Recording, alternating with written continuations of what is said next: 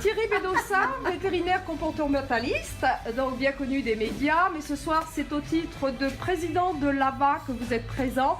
Pouvez-vous nous dire en quelques mots pourquoi cette opération aujourd'hui et en quoi elle va consister en quelques mots pour le refuge de l'AVA? Merci Christine. Je voudrais d'abord remercier Animalis, l'Arche des associations évidemment parce que c'est beaucoup de solidarité et comme toutes les associations de protection animale qui hébergent des animaux dans des refuges, AVA, Aide aux vieux animaux, est en crise parce que depuis le mois de juillet de 2017, les contrats emploi aidés qui ont beaucoup aidé les associations de protection animale pendant presque 10 ans n'ont pas été renouvelés pour les associations de protection animale et la plupart des refuges administrés par les associations de protection animale donc voient leurs effectifs de soigneurs salariés diminuer de manière drastique. C'est difficile pour la qualité des soins et des attentions données aux animaux hébergés dans les refuges.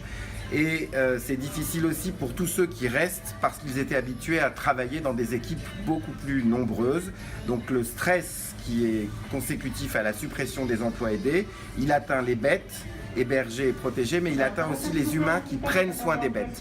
Et c'est un énorme problème.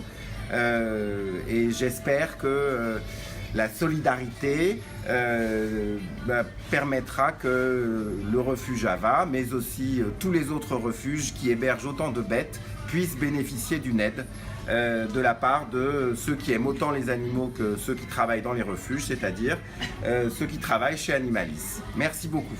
En quelques mots pour aider les donateurs, de quoi avez-vous besoin en priorité? Alors, le nerf de la guerre, c'est l'argent. Oui. Donc, c'est vrai, parce que faire tourner un refuge, ça veut dire payer des salariés, ça veut dire acheter de la nourriture, ça veut dire faire venir des vétérinaires. Alors ça, c'est pas dur, c'est moi.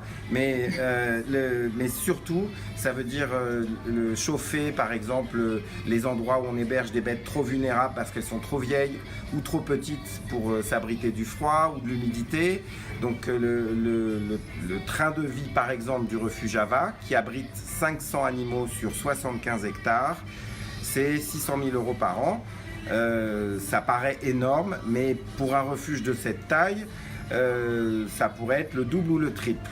Et donc faire vivre ce lieu avec une somme qui est importante mais qui est quand même modeste relativement au nombre de personnes qui travaillent, relativement au nombre d'animaux hébergés, ça veut dire un dévouement énorme des humains qui travaillent chaque jour sur place. C'est en Normandie, c'est à 100 km de Paris, c'est en pleine campagne.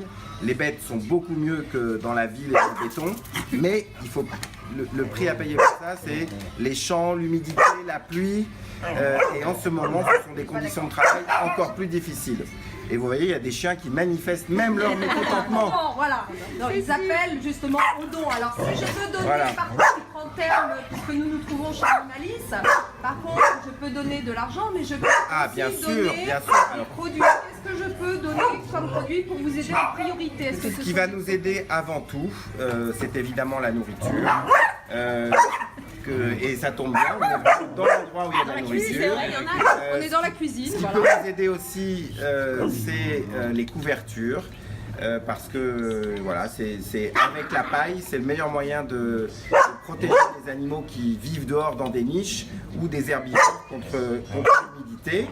Et après, tout ce que les personnes voudront bien donner ou penseraient à donner, c'est toujours le bienvenu, évidemment. Merci beaucoup, Dr. C'est moi qui vous remercie. Eh bien, et qui on va remercie profiter mes voisins de droite et ma voisine de gauche.